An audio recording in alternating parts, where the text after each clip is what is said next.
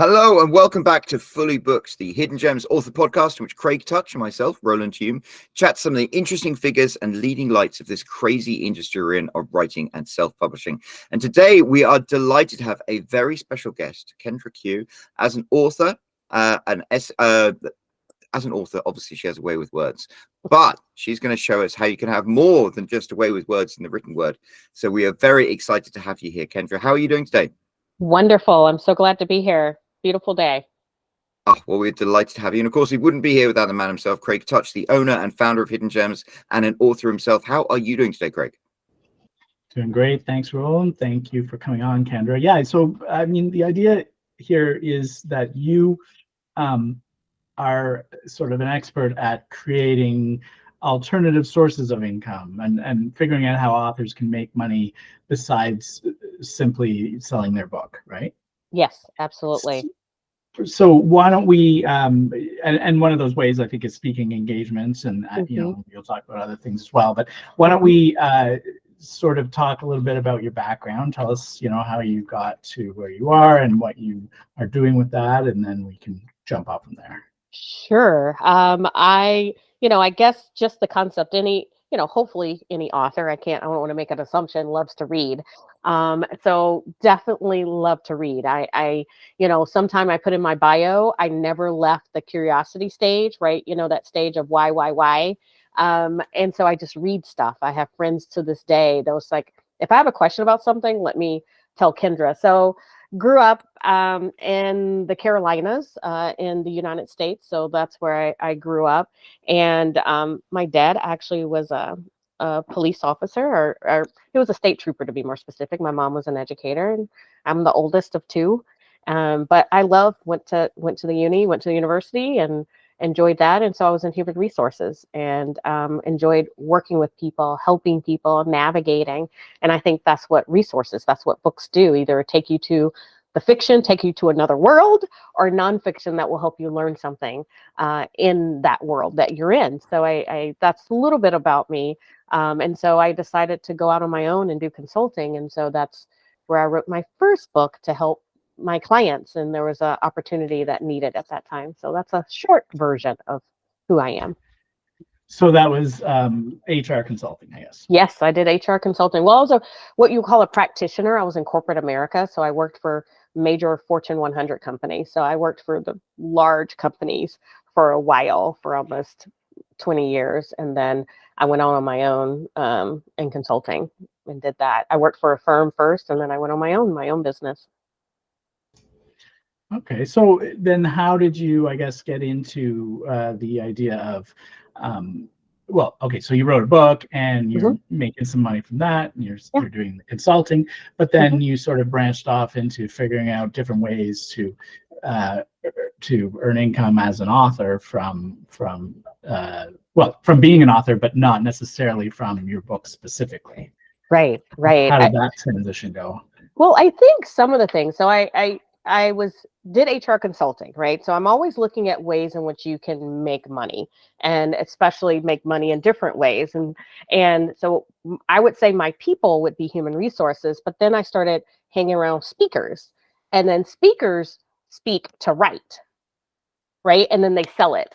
But I'm like, what would you do if you looked at it in a different way, if you were a consultant or if you were an author, that you could make more money? So I am shocked at what the speaking platform provides for people, and how it gets you out there in a different way. And if you have a topic, and whatever topic it is, people will get together to listen to the author. And so having speaking opportunities, I have people that do the different cons. There's so many cons in front of that you have the authors that speak, but how would you do different platforms and what you have that people will come hear you? And I even tested that a little bit, even when I did my book signing. I had other authors come and we did a platform and we talked about the topic in which I had. And we paid people to come. So it's just very interesting. And how people will come to hear and to learn over whatever topic that you're talking about as an author. Right. So I guess the idea is, like, with people that are, I guess, professional speakers, I think you were saying often they write a book to to sort of give them a bit of credibility in terms of getting people to come and see them speak, right? Whereas the authors are almost going in the opposite direction. They write the book first and then become a speaker. But it's the same path that you're ending up on, right? Right. And so that is what I think is very unique, that maybe if you love to be a writer and you're not a speaker, like you said, you're coming from different avenues, but it's the same path of ways in which you can be known, right? So the author is from readers, the speakers would be maybe from the speaking industry, but nonetheless, those are avenues in which both you can cross over and make income. Yeah. So wait, so sorry, Roland, you're on mute there. So yeah. So you're, I mean, in both avenues, you're using words to make people feel things. So exactly. And so the speakers have to do it in different ways. And there's so many. And so not even speaking in a platform, speaking even depending on what your novel is, into learning, right? I know authors now that do even training. So not even speaking, yes, if you think of a platform, a group of people in the audience, but I'm even talking about speaking from the concept of workshops, right? There's authors of how you can make money, not own your book, but being the author, you can sell and say, if you have a niche, like say fantasy, that I want to create a workshop and I'm going to make money looking at my book, and we can use that as a platform to do workshops on how to create a book like me. So there's so many different streams of income that I think we look at the one thing we love, but we know nowadays you shouldn't, even in investments, stick with one thing. And so this is one thing that I think, thinking of ways to have different interest in different ways that you can even create modules out of that, right? That's even another platform. Like, hey, if you have an interesting book, I went to a book that I read that then became a movie that was like a documentary, and the author and the director, there was a special that if you went during this day that you did a Q&A. It was a pre-recorded Q&A. So people want to learn more in this day and age, and even in social media, of who you are. And in different avenues or the topic that you have. That's why you have the different dragacons or the different cons, or, all these different things. They really want to start having relationships. It's not 6 degrees of separation anymore. It's like 4.3. Yeah, and we've talked about the idea with social media, same sort of thing, where people want to get to know the author, and you don't want to use social media just to say, hey, I have a new book out. People are joining the social media platforms of authors to sort of get to know that author, to sort of build that relationship. Even though it's sort of a one-way thing, they at least they get to hear about the author in terms of their life and feel more connected to them, which then leads to them wanting to buy their next book even more. Yeah. It was like, even it was very interesting. Like you've of course heard of books becoming a movie. But what made even this book unique, the director decided not to just make it a movie of the book.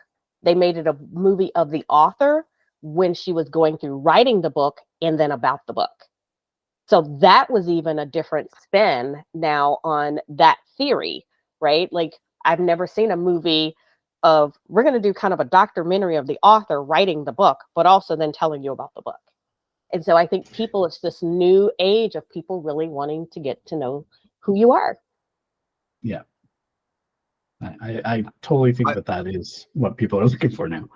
Mm-hmm. I wrote an article once about how there are sort of 4 things that really sell your book. Either you, and one of them is, if you have a relationship, or that author speaks to you, you have a connection, then it's what makes the book become a must purchase. And I know there are a couple of authors that I really like, I've seen speak, especially in like the motivation and the self-help things, when I'm like, okay, if they've got a book out, I'm going to support them, because what they've already done with their speeches. So if I read the book, I'm going to have heard it all straight from their mouth already, but I'm still going to support them because I feel that connection with them. Exactly. So many times. And even for audiobooks, I will sometime, if I know the author is the one reading it, there's a higher probability I will buy the book and get the Audible, because the author is speaking. It just seems different when the author is doing their online book or the, audio book. So, okay, if you're an author who has a book or two or more, and you haven't done anything like this, how would you get started? How would you attract people to your platform or your training or whatever it is in the first place? Right. I would go by where your people go.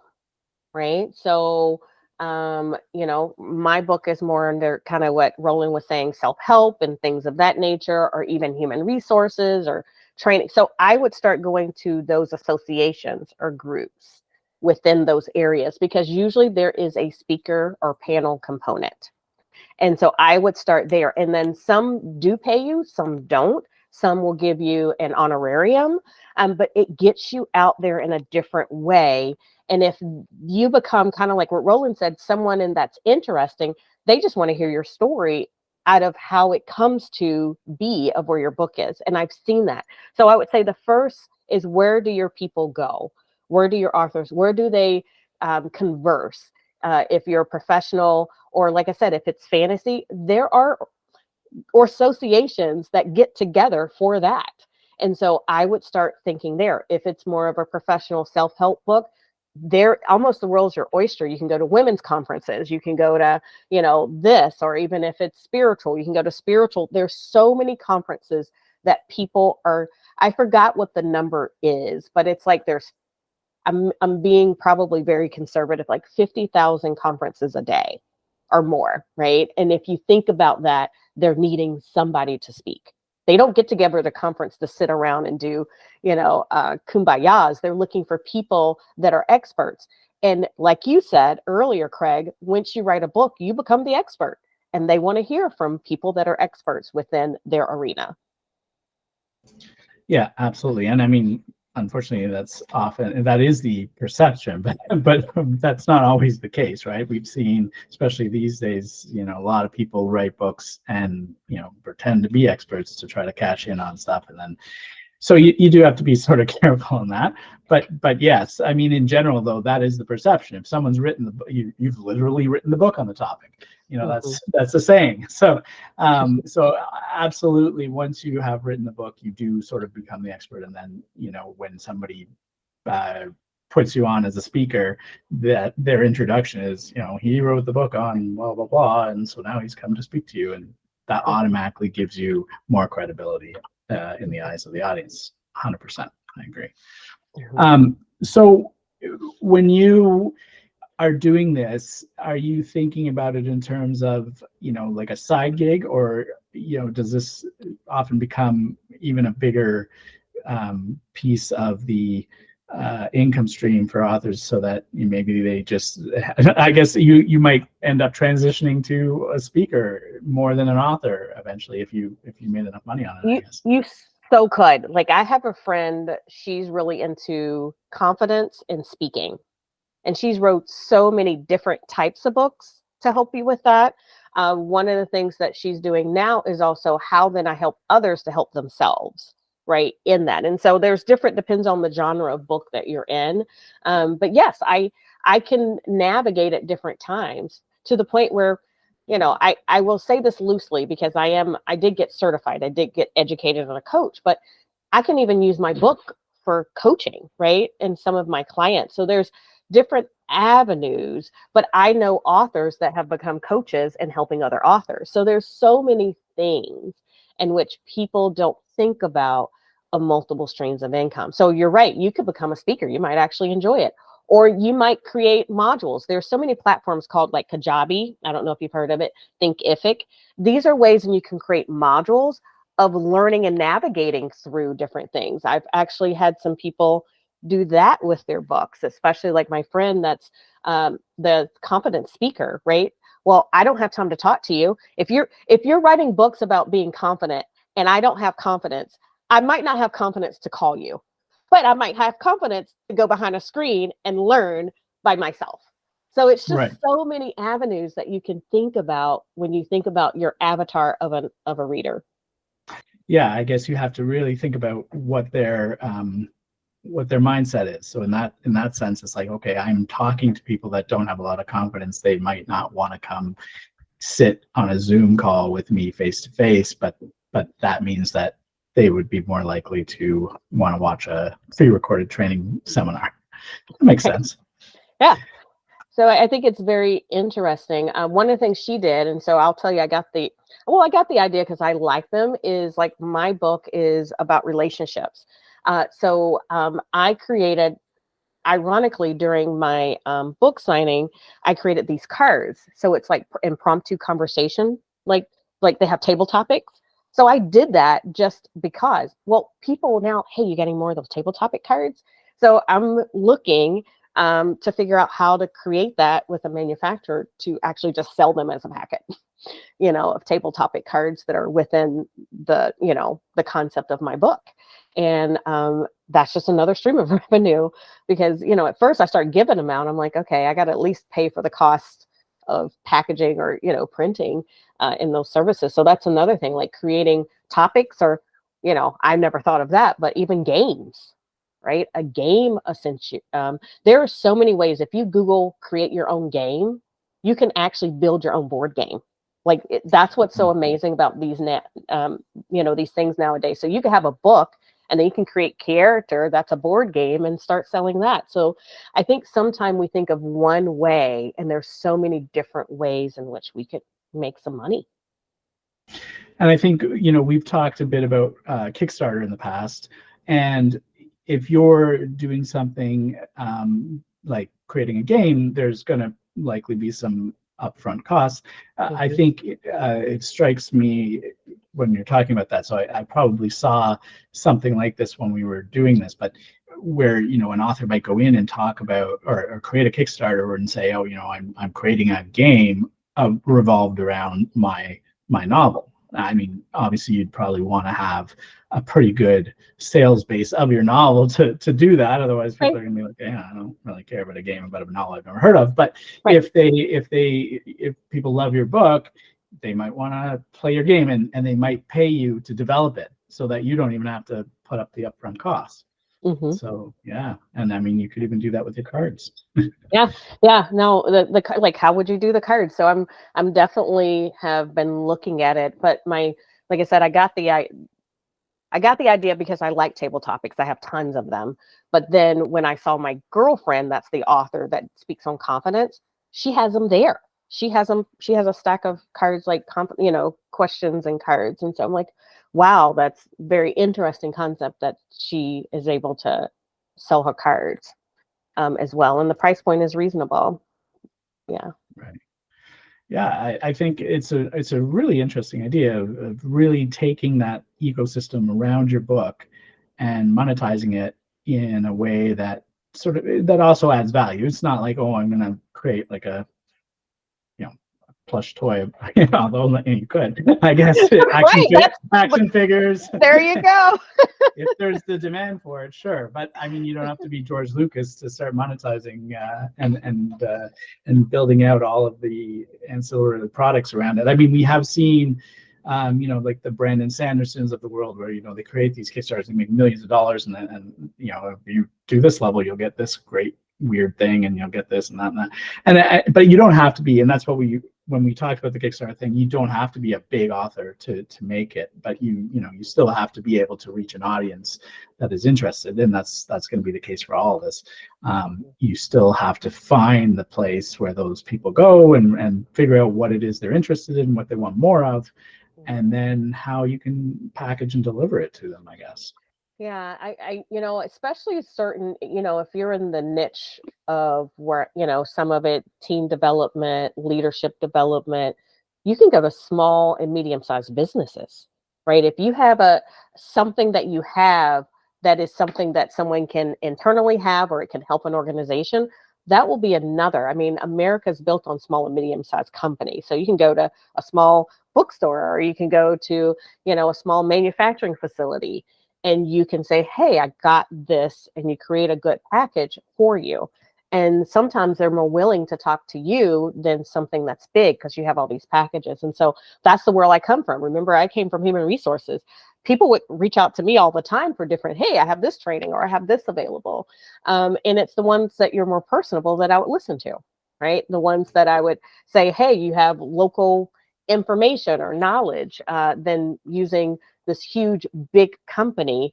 And they're open for that. And I would say a lot of my clients are within still corporate America. And I know I came from corporate America. And so that's helpful. But nonetheless, I've been on the other side where I was the HR person where someone's trying to talk to me. And so that is another thing that I think is helpful and beneficial, of that's another avenue you can go to. It's not just the people, you can actually go to the companies and where they are as well, within, depending on your genre as well. How would somebody go around meeting the Kendra in a business to actually speak to you about that? You know, you have the cold calls. They'll find out who the HR people. There are resources now that you can pay. I do have a marketing firm that does that for me, that will find the Kendras of the world. Like if you're in a small town, you can just look up, that town, and they will tell you who the HR manager is, and you can do that. The ones that get my attention are the ones that's done unique. Like to this day, and I might still have it. It was not an author, but it was a recruiting firm. They sent me, I think it was called Apple Recruiting Firm. We're something of your eye. They sent me an Apple core. Like that was nice. Like you could send the book, or you can send something unique to get their attention. And so one, find the person and the HR person, but that's the one that is your entry level usually, is your HR person trying to do. Or if it's a large company, they'll have a training and development department that does the training, but they don't do all the internal. So if they can sometime find it cheaper that they can have someone else come in and do the work, they would love that as well. So HR or talent development, but that's all usually within the HR window. But those are two places you can look up. But there are resources out there that it does the work for you. But like I said, I don't know the names of it. I do have a marketing firm that will do the work for me as well. But I also go to HR conferences. It's called Society of Human Resource Management. Right now I have 3 proposals in now for 3 different conferences there. I will tell you, I got a lot of business from going to those associations or those meetings. So, one of the issues I think that authors might have, some authors, because, when we look at, I don't want to stereotype authors, but, some authors, a lot of authors are more introverted, right? That's kind of why we become authors sometimes. And it might be, a lot of these things might be, fairly daunting to an author to be like, oh, I'm going to have to go cold call. I'm going to have to go to these conferences, or I'm going to go to businesses, walk in the door of a business to try to sell myself. And that might be sort of a stopping point for a lot of people. So what kind of things would be, would work better for the more introverted author in terms of how to monetize their books? Yeah, I think that's fair. I will tell you, if you know anything about Myers-Briggs, I'm an ISTJ, and I stands for introvert. I am the biggest introvert you can ever meet. And still to this day, I kind of like have heart palpitations, or I can get peopled out. Like my family knows when I'm peopled out. So you can always change your behavior. It has to do with where your energy comes from, but I know it can feel uncomfortable. So I still wrestle with that. I am naturally an introvert, just an FYI, of having to do that. Like, of course, I like a podcast. You can get on that. I would like a audio podcast and a video. Like, hey, you're not on yet. Not only was I eating a gummy worm, so you guys know, Craig was like, where are you? It was like, let me breathe a little bit because I got to be on camera. So it's just, my nerves. So first of all, I want to say I've been there, and I am not an extrovert myself. The other thing is you can find avenues, like I just said. You can find like a podcast, or you can create ways in which more intimate, like instead of speaking, then start with panels, right? You're not up there by yourself. Like to this day, this is going to sound funny. I'd rather be a panelist in a chair behind a desk than a panelist up on top. Like they have like these bar stools. It just drives me crazy. Like, so I know what it feels like, but I think starting in panels are always more comfortable. Also doing the videos, like I said, and doing ways that way. And there's different ways, but things are so hybrid nowadays too, that you can create. And you've already talked about a little bit about social media, but you don't get paid that way, right? So then you'll have to find the other things. But I would say the slow entry is panels or groups within smaller groups and conferences. The other two is if you have the right genre, going more one-to-one in businesses and doing that as well. You might not have thought of, some people coach. Like my friend just started a little bit, like I got certified in coaching. She does a little bit coaching, like she'll do one-to-one coaching for people within her genre, the confidence person. I know someone also, what is she? Heartbreak, she'll do coaching. She doesn't consider herself a psychiatrist. She did one on, like reconciliation and death. I have a friend that does that. She has done, people are like, hey, can I help you? So when people, here's the question, if people have reached out to you and you've reached out back to them, there's only so many times they can reach out, that why don't you monetize that? Right. And listen, I agree, because I mean, I don't know my, but I am a super introverted person as well. And I have, terrible, stage fright kind of, like, I don't like getting up in front of a group. I don't mind doing a podcast. It's talking to a couple people and, whatever. But I once did a conference in Vegas, and I knew that I knew this about myself. But I had been many years since I had to do any kind of presentation. I thought, okay, let me try again. And it was very difficult. Like I went to the doctor and I was like, I need some beta blockers. I need something, because my Right. heart is going crazy. Like I just shaking and thinking about it. When it, leading up to it, I was thinking, oh, I'll be fine. But as it got closer and closer, I was like, okay, yeah, this isn't going to be great. And I agree with you where, when I had to get up and speak, it was much harder than later when I was part of a panel.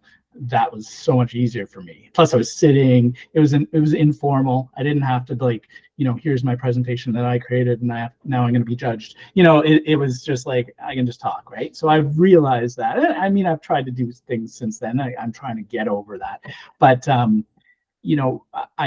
can attest to the idea that panels, for whatever reason, are much easier. Talking on a podcast is much easier than getting up. I've even done online conferences, but I can see all those people out there, and then even that, it wasn't as bad, but it was still not great. So Right. yeah, I totally get what you're coming from, and yeah. No. Like I said, the I part is, I think it's introvert, sensor, thinker, judger, right? There's like 8 different components. You can choose either or, but so it's introvert or extrovert. But no, I've been there, and how you do that. But there's people that want to hear it, right? Yeah. Like Mm-hmm. that's the part that but here's the thing too, is like you said, it's less informal, is it's easy to talk about something you love or something Right. that you're passionate about, when it's like something I don't, because then you can lose track into that if you focus on that or the person beside you, like in the panel. So that what makes it easier too. If it's something, I don't like to talk about myself sometime, like I stumble, like, but if it's the topic in which I wrote about, I can talk to the day as long. Right. And I think that like, if you're really knowledgeable about the subject, it probably is easier to be able to talk about it, because you sort of get lost in your own sort of thought processes. Like you're just spewing it out because you know so much about it, right?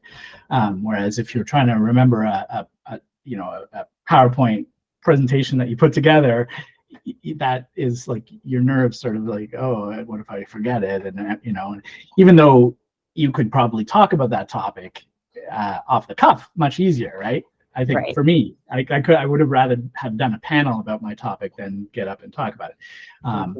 But yeah, I can definitely agree with you on all that. And for anybody watching you who hasn't done that sort of thing, that I totally think that panels and smaller things is where you start, and then see how your comfort level goes from there. Mm-hmm. I think with courses too, you would be speaking to a camera. There's nobody even there, and you can do as many takes as you want, right? So if you're nervous and stumbling over stuff, you just stop and start again, and nobody even knows. Right. And a new thing now with the whole, like, how you can record is a lot of people aren't even showing their face anymore. They're just showing the PowerPoint. So that's that's become more and more. I'm seeing that's a thing, where you're just seeing that, or the creation of, now you can do the AI videos, and like you can show that, and there's different things, and so you're the narration of it, and it's not even you don't feel like you're the center of attention. Still, you're centering upon whatever that you're providing. Yeah. Right. And so in terms of if somebody wanted to create a course, so you had mentioned one platform. I imagine there's a lot of different platforms they can do. And those platforms allow for monetization. I'm sure it's all built in, right? Yep. And then discoverability, is that sort of built into these platforms too, or is it sort of relied on for you? You can. There's one that is really big. I forgot the name of it. It's really big on funneling. And so they'll take you from raw material, how to build it, how to do the funnel of that, how to search it, and then they'll have a CRM, like they'll have everything. So there's some really Cadillac, platforms out there. And then there's some that are very inexpensive that you are selling yourselves, where it's inexpensive that you can do. And these platforms can be used for anything. I know someone that's not an author, that this is a true story. She was an acupuncturist and decided, I'm going to stop that. I'm not happy being that and going to school. I'm going to start basket weaving. And she literally started basket weaving, and she's selling her class, and she's making thousands upon thousands of dollars selling her class basket weaving. Wow.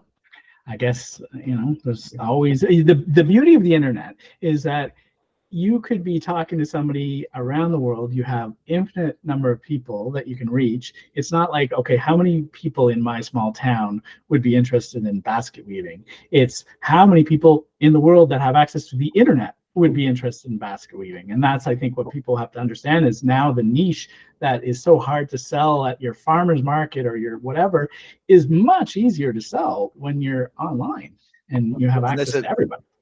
And there's a chap called Nick Stevenson who goes on about you only need 10,000 readers if you're an author. But it's like, you don't need that many people to be into whatever specific niche thing it is in order to be able to live a very comfortable life, because you're one person making this thing yourself. Whereas, if you're a big publishing company, you need to sell 1 million books. Whereas if you're a single person writing your books, you can 10,000. That's amazing. I guess it's the same for being a speaker. Yeah. It is. It really is. And understanding those price points and where they are and how you can do it, that gets you out there. And that becomes a win-win. Here's the thing that's so amazing about the speaker, right? You can speak, and then those who have it, or some who has your book, want the book again because they want an autograph if they didn't bring it. You're selling the book and speaking. So it's like a win-win too when you're doing that. Right. Yeah. Often at the speaker events, they have their book and they'll do a signing afterwards and whatever. So, yeah, people that do readings in bookstores, that used to be a big thing. I'm not sure how big it really is anymore after COVID, and how brick and mortar bookstores are sort of struggling a bit more now. But I'm assuming that people are still doing that. Whether or not they get the number of people coming out to hear them that they used to, I don't know. But here's one of the things I did. I included my book into the speaking, and so in the charge, and so depends on if you're self-published, like if you're, what your price point is. So they think you're getting, what your retail price is. So that is one of the kind of like selling points that you do. Is like, well, I'll include, how many people will be there? Well, I'll include my book. And they're like, wow. So that becomes something too. I was at a local, organization. And I was like, okay, how many people? Okay. When they were doing the price, because if you're new and you're not speaking, like really worth that, well, you put in your book and they think it's a win-win. It's like an extra prize. Yeah, for sure. I mean, as long as you can get a good price on your book.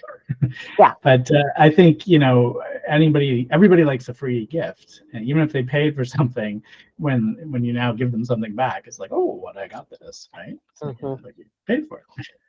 But I think that's a really good way to move more copies too, right? And I think a lot of people that do these big speaking engagements, that's maybe why they do that. They can sell a bunch of copies. And but this is small. Like, this was a junior league. I don't know if you've heard of junior league. It was a local junior league chapter, and it was their monthly meeting. And so I include it, it moves it. Yeah. Right. And so, like you said, they were like, oh, I don't always get this when I go to the junior league meeting or if they have a speaker. And the more copies of your book that are out there, the more chances that other people see it, and they'll see it sitting on the coffee table or the bookshelf of the person, or somebody will talk about it. It'll say, so everything helps, word of mouth. Mm-hmm. Yeah, no, absolutely. I definitely agree with that and being able to do that. Yeah. There is something, matter of fact, I need to follow up with her. There's a local a boutique. And so I was talking to her about having my book in the boutique because it's a kind of local type different. And she was like, hey, I got an idea. She was going to do something for Mother's Day. And she was like, she was going to have this artist come and do artist work. But could you, because of the topic of my book, come and do a chat, like a Mother's Day chat session type thing? And I'm like, yeah. So that would be different, that it's like a mother's, they're having, I don't know what you even call it that she's doing, but I thought that was a very interesting thing that, for us to follow up for Mother's Day, to kind of have like a fireside chat type of conversation. And so it doesn't feel like speaking, but it is, but it's more relaxed. You're sitting with a group of women for me. Yeah, I think that there's so many different ideas that haven't even been tapped yet, right? And that's the beauty of all this kind of stuff, is you can try things.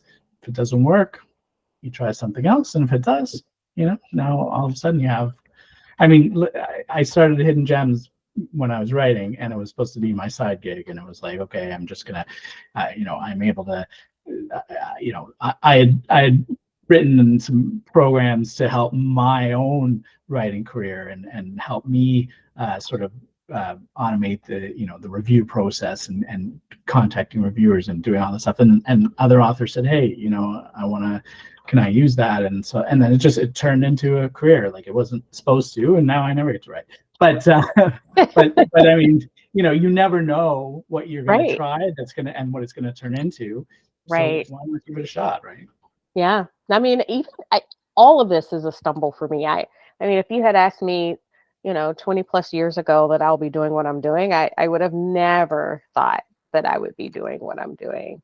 And then at one point, the speaking became more than anything else for me. And I'm like, what do you do? Like, this is exhausting me, right? And then, things happen and manifest that, I had other times. Like, one of the things I did for a while is I got to know speakers, right? I said I started hanging around, going to that association. And I was writing, because I like to write. I started writing workshops for them because they're used to speaking, but they're not used to having writing. And so I would literally create workshop modules for them. So I did that for a little period of time during a life, that I needed to do less. So it's like you said, I think the biggest thing that you said, Craig, is if you have something or you heard something today and it kind of wow, got your attention, made your arm stand up or made you stop a little bit, I think it got your attention subconsciously for a reason. And just try it. I think that's the thing. People are so scared and they're letting fear lead them, where, like you said, Craig, you would have never thought that you'll be doing what you're doing. So I think the thing is, try it. You'll be surprised sometime. Yeah. And I think people as authors have to, especially self-published authors, we often talk about how you're running a business, right? You're every part of that business often, right? You're the marketer, you're the producer of the product, you're the distributor, you're everything, right? But most businesses have multiple sources of income and revenue streams as well, right? And if you put all your eggs in one basket, that's not always a good strategy. You diversify, as you said. So, the idea that an author should do that and think about how they can make money beyond simply the book that they've already created, or just following up with another book, those obviously you want to keep doing that. But there are other things in your orbit that you could also be making an income from, especially when writing often isn't well, for everyone, it's certainly not enough money to be your sole source of income, right? So it's not a lot of the self-published authors that we talk about or talk with. Writing is sort of their side gig, and sometimes it becomes their main gig, and that's great. And everybody's hoping that that's what it was, but it could become your main gig, and then you make other things your side gig, right? Instead of it being your side gig. So Right. there's other ways to make a career out of writing, as long as you're open to trying different things and monetizing your authorship a little bit. Yeah. Yeah. Yeah. No, there's so many ideas, I know some people have, navigated some kind of way in doing retreats in different ways, Yeah. so that's where you could create different things. And, if you have a group of friend authors, right, you're like, okay, we'll do a retreat on this within the theme. And then we talk at different points, right? Especially if it's within the self-help or grow, develop, and it doesn't even have to be self-help, that you can create your own, right, platform for something. Like you've created your own little world with hidden gems, right, in a certain space. You could do that physically, right, potentially, or virtually. Yeah, we had someone on last year that it was about writing retreats, and I think she basically had created a catalog of our website that you could use to search for retreats that you'd want to go to. And I think it's fascinating, and it's like anyone can start them, like you said, and these conferences too. I was contacted by an author just a couple weeks ago who is going to be starting a writing conference. Just there's lots of them, but you can always have more. And she was looking for people to be a part of it, and she doesn't necessarily have any experience with that, but that why not give it a try?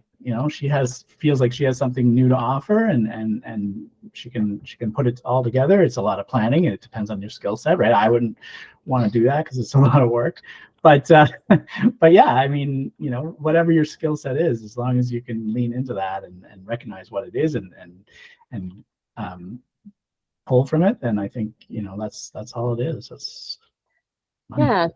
No, that's really cool. You made me think of something, Craig. Like you were saying, some people are not full time, right? And you kind of said, well, it's not full time. You don't know what your skill set is.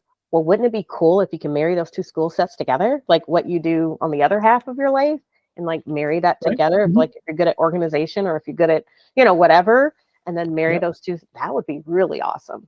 And I mean, that is kind of what happened with me. Before I became a writer, I was a developer, and then I was a product manager.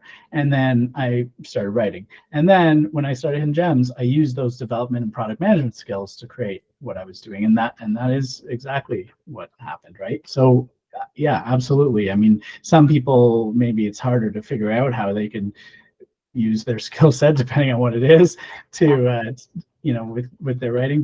But yeah, I think in a lot of cases, it's not necessarily even what you did professionally, but it's what you're good at personally. Even that's if you're a great basket weaver. I know, right? Yeah, that was it still is an amazing story. She's a friend of mine. I don't know her directly, but she is the biggest introvert you can ever meet too.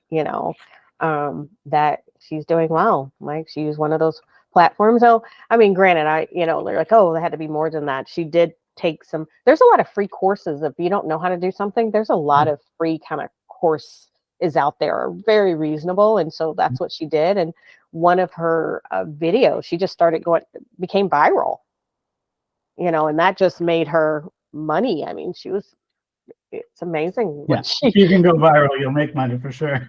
Yeah, I mean, it became then a given, and she's like in her, but yeah, there's so many like course platforms out there too. And but just meeting the right, I think going out there and meeting people, which is kind of like you said, it can be hard, and where that can build and networking and grow. I think it's just sometimes we just think of one way, and there's just so many multiple things you can do. When I got certified as a coach, right, for coaching, someone said that people are not monolithic. They're like a rainbow. There's so many things. My daughter asked me a long time ago, like I asked her, like she's a teenager now, like, what's your favorite color? And she's like, do I have to pick one? Like, well, I guess not. So I think that's what it is, that we can realize you can be an author and then you can make money in so many other different ways that you like. Yeah, I mean, when you're writing a book, to me, it's like you can only do so much writing in a day, and then you've got the rest of the day to fill. So what else is there for you? That's a good point. Yeah, You can make a lot of baskets. There you go. Well, unfortunately, we're approaching the top of the hour, so we're going to have to wrap things up. Kendra, what a fascinating discussion. And I hope a lot of people are very inspired by this, because I think you really showed them that it's a viable thing. Before we wrap up and Kendra tells us where everyone can find out more about her, Craig, do you have any final questions? No, I love this discussion, because I'm a big believer in sort of the alternative source of income. The side gig is becoming a really big topic these days. I see my Google feed sort of filled with things about side gigs now. And I think the idea that your side gig can be related to your main gig, or to at least to your writing, whether your writing is your main gig or not, then it doesn't have to be this sort of like completely different like side gig where you're driving Uber or something, right? It could be something related to your writing, and which will then feed upon your writing. Like if you were doing speaking engagements, you can still sell more books, right? I mean, I guess if you're driving Uber, you can leave some copies in the back and hope people say, hey, can I buy this? But other than that, it's really great when you can sort of have that synergy. So thanks so much for coming on and opening our eyes to all the possibilities. Thank you. I learned myself today, and just even I love people. So that's what I talk about, perspectives and culture. That's what I'm really into. So just even you telling your story is enlightening for me, which I'll probably tell your story to someone else. And that's what I try. That's part of what I do even in my career coaching for people. And looking at that is, hey, I knew this guy named Craig and he did this, and then he became an author, and then he has his podcast. So I want to say thank you for sharing, and thank you for having me on. Well, I can't wait for the royalties for that to start coming in when you start I'm telling gonna the make story. sure I'll tell them where to go. Yep, I'll start telling your story. Go to www.hiddengems.com. HiddenGemsBooks.com, actually. Hidden Gem Books. Yep. Sorry. Yep. We got to be clear on that. I'll make sure I get that right. All good. So, Kendra, where can people find out more about you? Awesome. They can find me on my website at www.kendraq.com. So you can find me there. So Kendra, Kendra, the letter Q. Yes, it is Q. Quintessential. Now I'm just making that up. DODD.com. You can find me there. And then you can find me also on different social media platforms as well by that name. Fantastic. Well, we will obviously pop a link to that down below in the description. Awesome. And if you're scrolling down to find out, why don't you scroll a little bit further to the comment section and leave Kendra a comment and say how much you appreciated all the wisdom that she shared with us today. And while you're down there, you might as well, if you haven't already, hit that subscribe button, hit that like button. There's a little bell icon that gives you a notification every time there is a new episode of Fully Booked, which there will be next week. So thank you very much for joining us, and we will see you then.